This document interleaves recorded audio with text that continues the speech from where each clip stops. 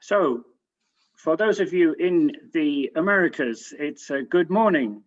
For those of you in Europe, it's good afternoon. And to our friends who may be joining us from South Asia and the Far East and Australia and New Zealand, it's definitely a good evening. My name is Michael Short, and I'd like to welcome you all to this webinar being presented by the European Union's 3 interpreting services. With me as panelists are Claire, Carlos, and Lydia, who will be introducing themselves in just a moment. And we're here to talk about conference interpreting and new ways of doing conference interpreting that we've been learning about during the unfortunate pandemic that is still with us and has forced people around the world to find new ways of doing their jobs. And hello to everybody who's saying hello on the chat. And by all means, use the chat to talk amongst yourselves. And I'll say a little bit more about how you can put questions to the panelists in a moment.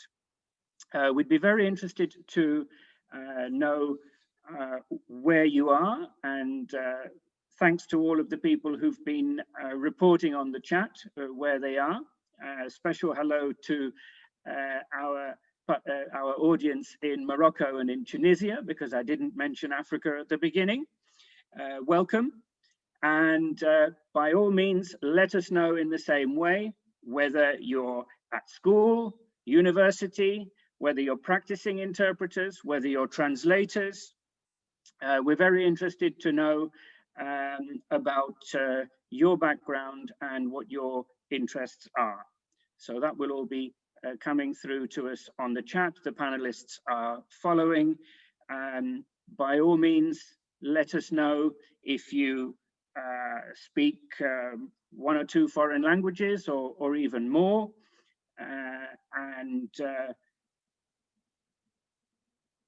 Later on, when we move into the more technical aspects of what we're talking about today, you'll be able to ask us some very specific questions. So thanks again to all of you who are actively participating on the chat.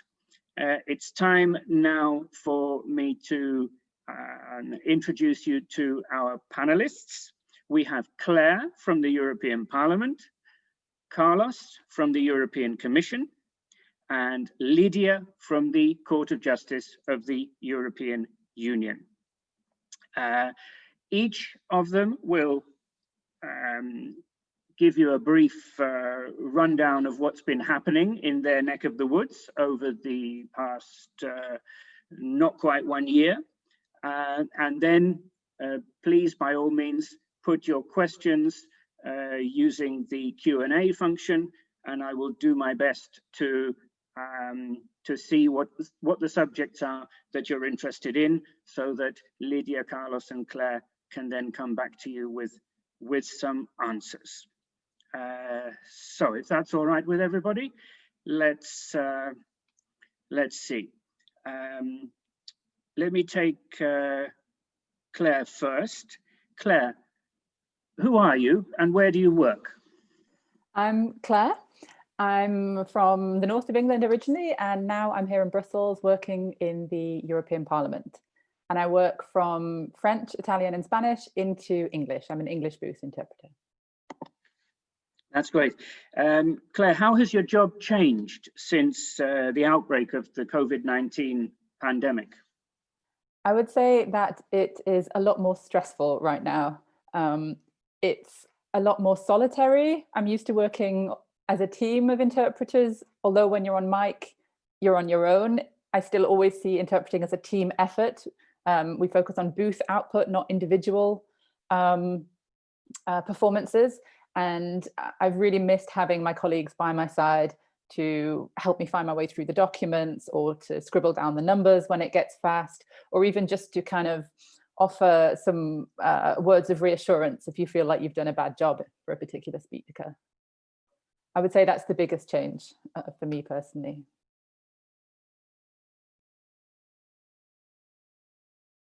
Claire, I know that I know you enjoy running, and the last I heard was that last winter, I emphasize winter, you did a 500-kilometer race. So you're not short of stamina. You can deal with situations.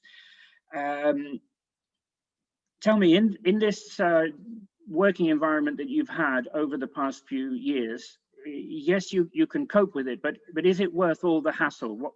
Why has it been like this? You mean the last few months during the COVID crisis? Yes, exactly. Yes. What's been important for the European Parliament is to ensure that we can continue to function. As you know, the European Parliament is the directly elected body of the European institutions. It's elected by the citizens, and the Parliament needs to keep working because we need to ensure that democracy keeps working.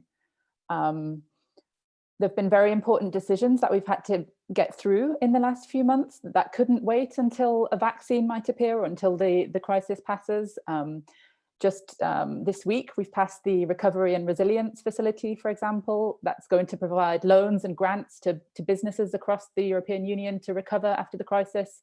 And these kind of decisions can't wait. So the Parliament has to keep working. And for the Parliament to work, they need multilingualism. They need interpretation. What about this this theory that people say everyone speaks English?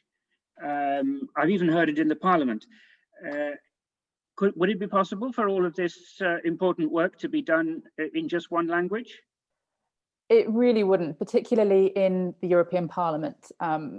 As I've said, the Parliament is really the heart of European democracy, and multilingualism is an integral part of that democracy. Anyone from across the European Union is eligible to stand as a member for the European Parliament. And it wouldn't be democratic to say, well, you can only be a member of the Parliament if you speak English or if you speak a second language. Similarly, the Parliament has to ensure that it's transparent, that it's accessible to its citizens. And for that to be the case, that citizens have to be able to follow the debates and read legislation in their own languages. So that's why we need multilingualism in the European Parliament. And what sort of future do you see with your is it 15 years of experience as a conference interpreter? What sort of future do you see when it's all over and we can go back to working normally? What do you think will have changed? I think this has been a fascinating experience. We've had to adapt really overnight. This technology, we always knew it was on the horizon, but it wouldn't have been implemented quite so quickly without COVID. So we've shown that we can adapt, and the technology is there, but it needs to be developed.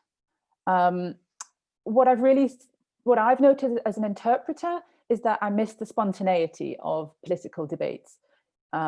We can interpret people's messages, they can make their speech and we'll get their message across, but it's not the same as having a lively interpersonal debate with everybody present in the room. And also, a lot of politics is about personal relations. To get legislation through the European Parliament, you might be a Spanish socialist and you need to reach an agreement with a Polish conservative. And that kind of relationship can only be forged, I think, in person through human physical presence. So this remote interpreting does offer opportunities. For example, I did a meeting a few weeks ago with the African, Caribbean and Pacific parliaments. So it was being chaired from Samoa, we had participants from Latin America. And these kind of opportunities, I think, are really, really interesting to reduce the carbon footprint, allow people who might not otherwise be able to participate to listen to the debates. But at the end of the day, politics is about human relationships and technology can't replace that. Okay, so it can help to bring people closer together, but maybe not close enough for all situations. Thank you very much, Claire. Carlos, you're from the European Commission, but you don't only work for them, do you? Hi, good morning, Michael. Yes, you're right. I am actually a staff interpreter of the European Commission in the Spanish interpretation unit. The European Commission, for those of you out there who might not be knowledgeable with the European institutions, is the institution where the interests of the Union are represented. It's the institution that proposes legislation and that ensures that legislation is abided by in the member states. It is a big institution. Actually, the interpretation department of the European Commission is the biggest one in the world in number of interpreters that we recruit. And as you were saying, Michael, the European Commission interpreters do not only work for the European Commission, but also work for other important EU institutions that do not have their own interpreters, such as, for example, the Council of the European Union, where ministers meet, and also for the European Council, the meetings and summits of the heads of state and government. We interpret for them too. And Carlos, how important is multilingualism to those institutions that you work for? And how important is multilingualism to you personally? You come from Spain, as the name suggests, but you've also learnt Hungarian. So it's not just a passing interest in languages that you have. You didn't pick the easiest one. Right. I'm going to start with that last question. Yes, Hungarian is one of the languages that I interpret from, and it's my personal favorite. I love the language. It took forever to learn. I actually don't know very well how I ended up learning Hungarian. It was one of those coincidences, but I am so happy that I did, because it's opened up a whole new world to me, and I am really in love with Hungarian and with Hungary. So it's been a very interesting adventure. Now, as to multilingualism, multilingualism is one of the principles that are enshrined in European legislation. All the languages declared by the member states as their official language are official languages of the European Union.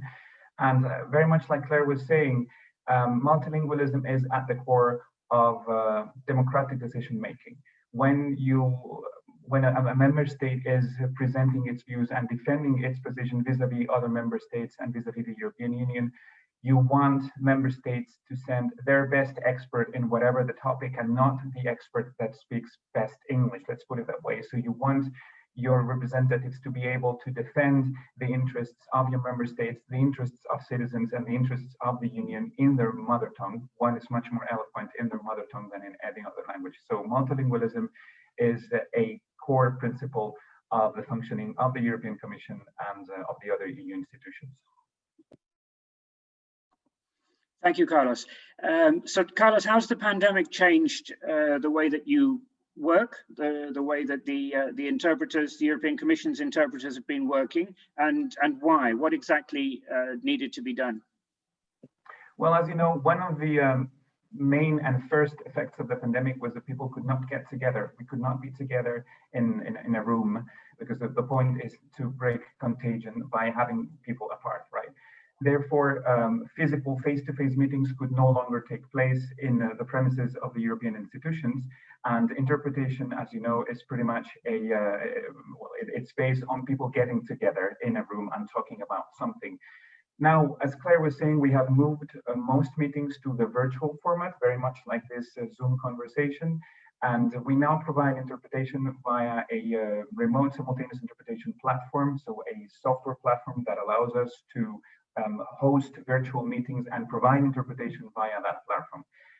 That has been the solution that has been accelerated by the pandemic. Of course, we had made some tests before, but now we have accelerated the rollout of these platforms. And those platforms have allowed us to continue operating, because like Claire was saying, the institution could not just stop right on its tracks. We had to go on delivering. It was more important than ever, probably, with all the challenges to borders being closed down and citizens not being able to travel, etc. It was important that the institutions keep working and delivering.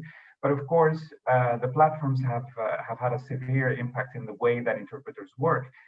First of all, face-to-face meetings have some cues as to non-verbal communication that are lost via a platform, and that makes it very hard for the interpreters, much more challenging, and like I was saying, much more stressful, because all those little cues that were so important, that are so important for the interpreter, are unfortunately lost. So we are coping with this new reality, but teamwork has become harder, And also interpreting, it has just become more stressful because you have to somehow compensate all those things that were given to you in a face-to-face meeting now somehow, because the virtual platform cannot really give it to you. Thank you, Carlos.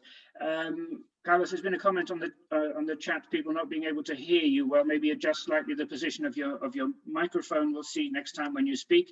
Now you're a manager. You've talked about some of the challenges that the interpreters face. And other people can hear you very well, Carlos. So there you go. It's all is well. What about the opportunities for? How well have the solutions served you so far, and what do you think are the prospects for the future? Thank you. This is an interesting question, and I wanted to bring this up as well because, of course, virtual platforms and virtual meetings are much more challenging, much more demanding on the individual, not only the interpreter, by the way, but also the participants. Probably if you have taken place in any video conference, you have experienced it yourself. It is tiring. After a video conference, you're always tired. However, I have to say that we have to be grateful for these platforms because they have allowed us to actually continue our business. Business continuity has been guaranteed thanks to the platforms. And also, looking to the future, these platforms will allow us to offer our services in instances where before it might have been impossible. Maybe, very short meetings, 1 or 1.5 hour meetings that before would have taken place in only one language because it would have not been worth for participants to travel to one place or the other or have the interpreters travel, can now take place virtually. Also, this is going to have probably a positive effect on the environment by reducing the number of travels, which is important. It will also have an impact on costs, the costs of traveling and accommodation, etc. So I think, although these platforms will not be used in all instances, because as we know, nothing replaces a face-to-face meeting. And like Claire said, those corridor conversations that are so important to strike a deal. Although those meetings will still happen, fortunately, these platforms will allow us to offer our services in some instances where we couldn't offer them until now. So I think there are some interesting opportunities that we might have to explore. But I think something that is very important is if we want these platforms to work, we need to have a relentless quest for technical perfection. The technique has to be there for these platforms to work as they should. Thank you, Carlos. Claire and Carlos, there's questions for clarification from our audience today. People are interested to know whether you're just talking about Interactio, whether you're talking about other platforms of which you have experience. So if you could just both quickly answer that question, and then Lydia will follow.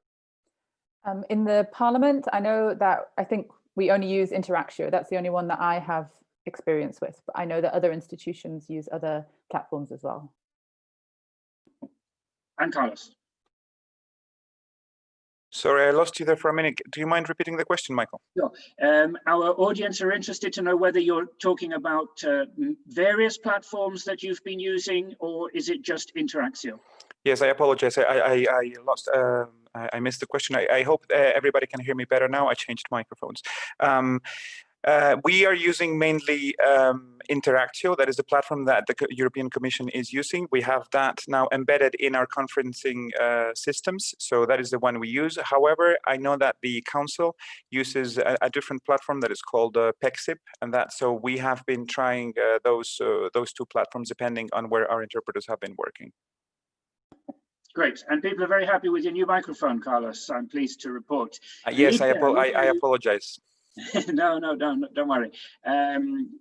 Lydia, you've been waiting all this time. You work for the Court of Justice of the European Union, so you're somebody who is used to passing judgment, or at least other people passing judgment. You're also the only one of us who is based in Luxembourg. The rest of us are based in Brussels, Belgium. How has the European Union's court coped with the pandemic, and how has the pandemic affected the way your interpreters work? Well, good afternoon, everyone. Thanks for being here. I'm Lydia, and as Michael has just said, I am a little bit out on a limb because I work at the Court of Justice, which is located in Luxembourg and not in Brussels, where most of the other institutions of the EU are. The court works in a slightly different way from the other institutions in terms of languages used at any one time in interpreting. I'm a staff interpreter, incidentally, at the court. And also we've used a completely different platform. So there are quite a few things which can't really be compared with what you've heard from Claire and Carlos. Yeah, at the court, multilingualism is key, and that's something that we do have in common. Because access to justice is a fundamental right for all EU citizens, and it's actually laid down in the European Charter of Fundamental Rights. Everyone has to have access to justice in their own language, which means all 24 languages of the EU can be used at the European Court, and a case may be brought in any one of those 24 languages at the court, and it's very important to have been able to keep that up. Now, it hasn't been as drastic for us as the other institutions because there's a lot of written interaction that goes on in court cases which are brought, and they could, of course, be sent in any language in any event, and our translators were able to work from home easily, and they always use technology. So there has been quite a major change for us. However, some of the changes have been covered by my colleagues. Due to health restrictions, we could only be one interpreter in every interpreting booth rather than 2 or 3 or even 4 sometimes, depending on how many languages were covered. And the teamwork aspect, therefore, has suffered, in my view, as Claire said, because you can't help somebody next to you with a figure or get help from them, incidentally, or with a word that you might suddenly forget. So it has become a more solitary occupation, which I think is unfortunate. However, we have kept going. The hearings which we work in the court were only stopped for a couple of months, right at the beginning of the pandemic when the lockdown happened. And from the end of May until now, hearings have resumed, and we do work with them. We also use the technology much less because lawyers do actually come and appear before the court still. So I know that in some of the other institutions, people work in an empty room. The interpreters work in an empty room pretty much. We do not do that. The judges are present, and the lawyers that can get there to Luxembourg are present. We only use technology for parties who genuinely cannot get to Luxembourg because of the travel restrictions, and we have a remote system for that. Have I covered everything you asked, Michael? I've kind of forgotten. Well, you've covered it. You've covered a lot of ground there. What does that mean for the future, Lydia? Is this an emergency solution, or is there something here that could be relevant to the future as well? Well, I believe that, and I hope, I have to admit, that for the court, this will just be an emergency solution which is required due to these troubled times, and that when travel restrictions are lifted and people can be in contact with each other more easily again, then we won't need the technology as much.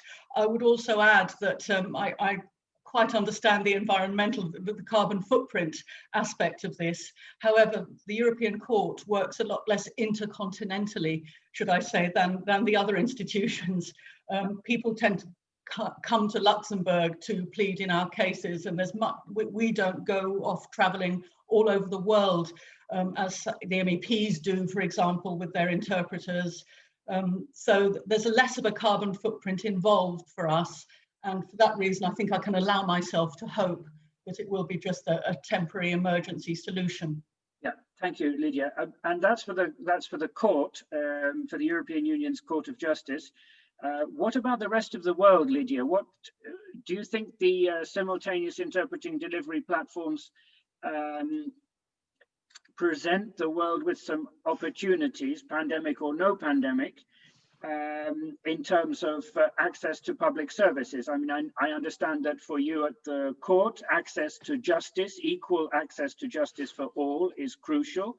And in many parts of the world, equal access to public services, and in some countries, equal access to public services in your own language is an extremely important concept and to some extent a fundamental right in some countries. So do you think that the platforms, the simultaneous interpreting delivery platforms, could be of help there? I suppose they could, yes, I suppose they could. But it is crucial then, as Carlos was saying, that quality is pursued, that they really have to be of top quality. If interpreters need to be used, you said access in people's own language. If it's in their own country, then it's likely to be in their own language. If it's across countries and interpreters are needed, then it's crucial that there's good end-to-end connection, because that's also important, I believe, for these platforms. It's all very well having a manufacturer making a platform that is of top quality, but then if somebody's internet connection doesn't work properly, or if they're using a microphone that doesn't work properly and can't be heard, then the whole system is compromised. So yes, I think there is some potential for these, as long as these factors are taken into account. Yep, thank you, Lydia. Barbara is asking which remote system you're using at the court. Could you, in a nutshell, tell us what it is? Yes, and it'll only be in a nutshell because I don't understand the technological part of it at all. We use a codec, a Cisco codec system, which is useful for connecting up to individual rooms remotely, but it can't connect up to a multitude of speakers or listeners. But that's not necessary for us, so that's why we've resorted to that. Great, thank you very much. Marie-Odile had the same question. Gloria has observed that I asked the three of you to introduce yourselves, but didn't introduce myself. So, all right, since they've all spoken, and to satisfy the public demand, my name is Michael Short. I've worked at the European Parliament for exactly as long as Carlos has worked for the European Commission, so that's 20 years. I'm a conference interpreter. I am head of Estonian and Bulgarian interpreting at the European Parliament, as well as working in the English booth as a conference interpreter. My upbringing is Czech and English, bilingual. I studied at the University of London and the University of Helsinki, Finnish, and previously worked at Radio Finland and the BBC. There you are. And now that really is enough about me. And let's get back to some serious matters. To the participant who wanted to see a recording, yes, it is possible to watch recordings of all of the webinars at the London Language Show. Now, the questions that I've seen so far have been to do with, on the one hand, the economic impact of the pandemic on conference interpreters, which is an interesting question, but not exactly central to the subject of the seminar. So we'll have to see how we can integrate that. Have you been interpreting remotely is a question from Agnieszka. And Lucia has asked about have we been able to guarantee full multilingualism? I think we'll start with that one. Claire, would you like to field that question, please? Have the platforms enabled us to deliver full multilingualism in the European Parliament? In the plenary sessions of the European Parliament, we have been able to deliver full multilingualism. So that means all 24 languages of the European Union. Now, even in normal times, we wouldn't offer that particular language regime in most meetings. It's not because of the platforms, but because of the infrastructure and rooms in the Parliament, we haven't been able to provide as many languages in some group meetings or committee meetings as we would usually be able to do. That's down to the fact that because of COVID, we're all sitting one interpreter in a booth and there just aren't enough booths.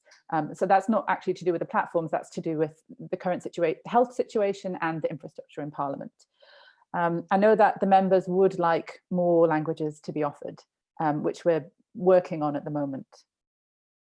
In the plenary session, we have been able to do all 24 languages, but that does mean remote interpreting, in fact, because we've had to couple certain rooms in the Parliament together, because there isn't a room that you would need 72 booths to have 3 interpreters for 24 languages, and there isn't a room that has 72 booths in it. So we've had to connect remotely to interpret in the plenary session. So that means that you might be sitting in a room and all you have is an empty room in front of you and a computer screen.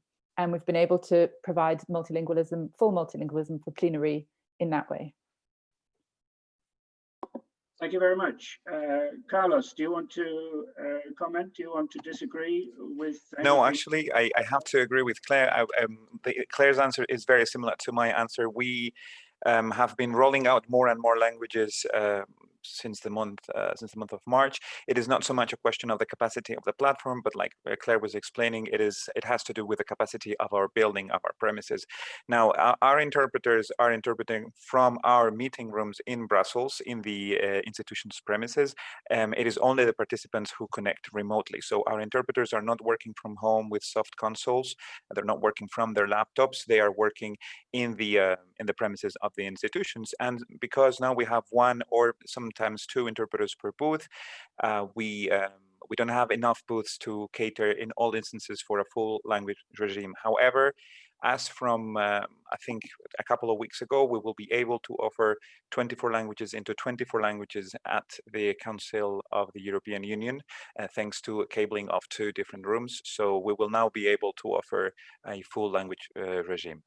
But it has to do more with the infrastructure of the Commission and the Council. That's great. Thank you very much indeed, Carlos. To those of you who are interested in interpreting as a career, especially regarding the English language, there will be another webinar, 5 o'clock tonight, London time, Greenwich time, Universal time, whichever term you prefer. 1700 hours. It's on the subject of why there is a future for English language interpreting in the EU, in Brussels, presumably Luxembourg also. So do feel free to join that or listen to the recording. Now, people have been asking for clarification, and this is important clarification as to how we are using the platforms, and Carlos has explained in his latest answer to a great extent, I think, in that the interpreters are at base, they're in their usual place of work, and the platforms are being used to beam in the participants and to beam back the interpreting to the participants. So for those of you who are listening, watching, and are familiar with the technology, we are not using soft consoles. We are using our usual interpreter consoles, and the simultaneous interpreting delivery platform is connected into those. There we are. There is another a series of questions. I believe Anya was the first, but others have also asked about the effect of remote simultaneous interpreting on interpreters' health, and others have developed on the theme the effect of using simultaneous interpreting delivery platforms on interpreters' hearing, what sort of research is being done, what sort of investigation is being done by the EU institutions in order to protect interpreters' hearing, in particular, health, in particular hearing. Who would like to go first? Carlos, Claire, Lydia, you go first, although you're not using the platforms. Go ahead. No, but we do use remote. Yes, parties who, as I say, parties who genuinely can't get to Luxembourg do plead in remote. We are actually quite cocooned at the court. We're very lucky, I think, by comparison. First of all, because it's only individual parties, and I think it's a maximum of 4 that can plead in separate remote rooms.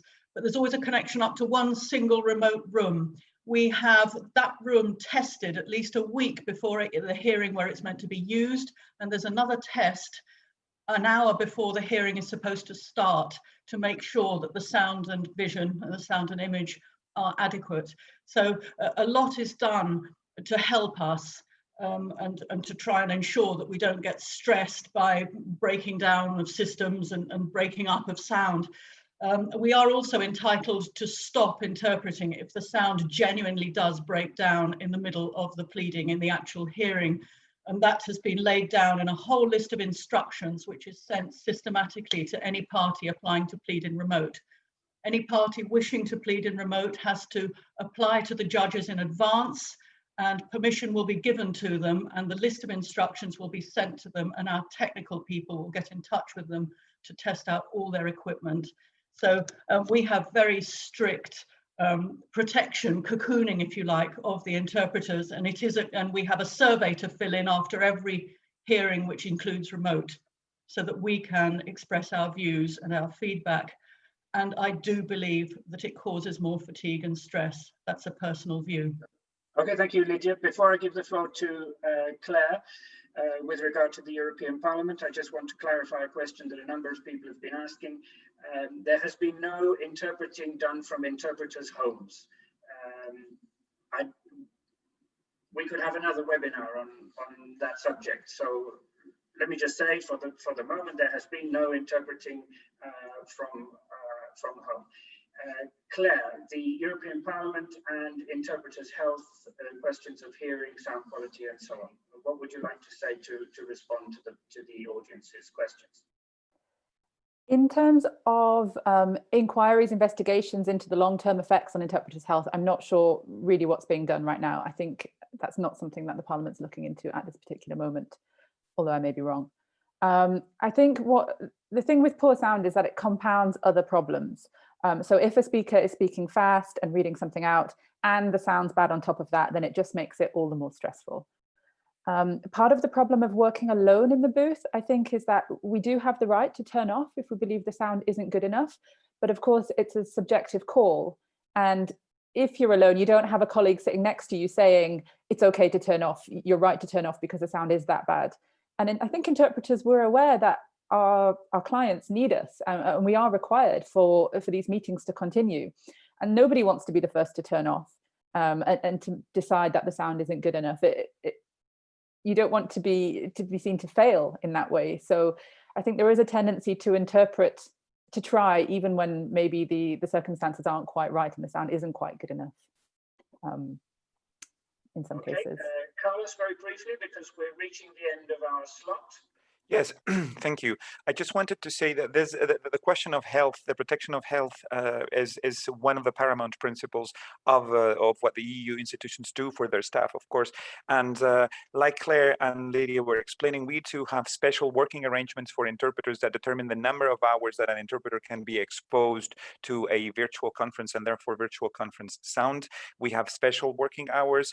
We also have a survey that is carried out after every meeting for the interpreters to be able to say how they perceived sound. We are in contact with the manufacturers of the platforms. Now, for example, the new version of Interactio is being rolled out. That includes a limiter that makes it impossible for there to be acoustic shock with the platform.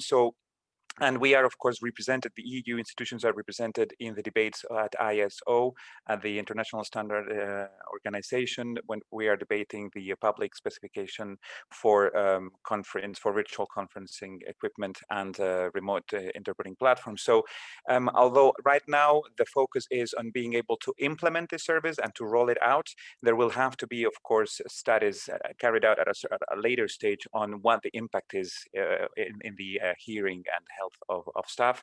But we are now but we are right now taking some measures to limit it already. For example, interpreters can stop at any time if they perceive that the quality of the sound is not enough. And we need to do, and are doing already, a lot of awareness raising vis-a-vis our clients to make them understand that now their office is the meeting room and that it is their responsibility to equip themselves with the right equipment. I'm sorry, because I was the worst culprit today talking through the microphone of my laptop. I didn't realize, I'm sorry, but they need to understand that it is on them, actually. Thank you very much, Carlos. Emily's asked a very interesting question about whether this technology has always been with us. The answer, Emily, is no. It's all very new. We're just starting to use it. Ideally, we would have had a much longer lead time to start using it, to figure out how these things work, how they can best work for us. But actually, we were faced in February with the situation that we either stop interpreting for good, or we adapt and use what solutions we can find that are available, that can serve us, that can enable our respective institutions that we work for to continue in their important work. We're very near the end. I refer again all of you who are interested in interpreting as a career to the other webinar at 5 p.m. London time this evening. Let me now give the floor to each of the panelists for a brief summary and a brief goodbye. It's been a pleasure to be here with you all. By that I mean the panelists and the audience. Thank you very much for your interest. Thank you for your interesting questions. I'm sorry we've only been able to scrape the surface. Let's go in the same order. Claire, would you like to start the final round? Oh, very briefly, I would just say I think there are interesting opportunities to provide interpreting when it wouldn't have been possible in the past, but especially in the European Parliament, politics needs human relations and the human touch, and technology can never replace that, I don't think. Carlos? Yes, very much in the same vein. I think these platforms have allowed the European institutions to go on working and delivering for the citizen, which is the most important thing, and that's what taxpayers expect us to do. So these platforms have allowed us to go on. They offer important opportunities for the future, but I think the technique needs to be there, technology needs to be right, and nothing will ever replace a good face-to-face interaction. Thank you. Lydia. Well, I think technology has its uses, of course, and undoubtedly it's fine in some cases, but my plea would be, let us not let the tail wag the dog in this respect. Thank you very much. Thank you to all three panelists. Thank you for your time. Thank you for all of your very thoughtful replies to the questions and your initial presentations. Thank you to the London Language Show for hosting us, and you've been an absolutely wonderful interactive audience. If only we could have a little bit more time with you to answer your questions in greater depth. Thank you ever so much, and that is the end of this webinar. It's been a great pleasure to have you. So it's goodbye from Luxembourg in Lydia's case, and goodbye from Brussels from Bye-bye, Claire, everybody. Carlos, and myself. Have a great weekend, everyone. Thank you for having us. Thank you. Bye.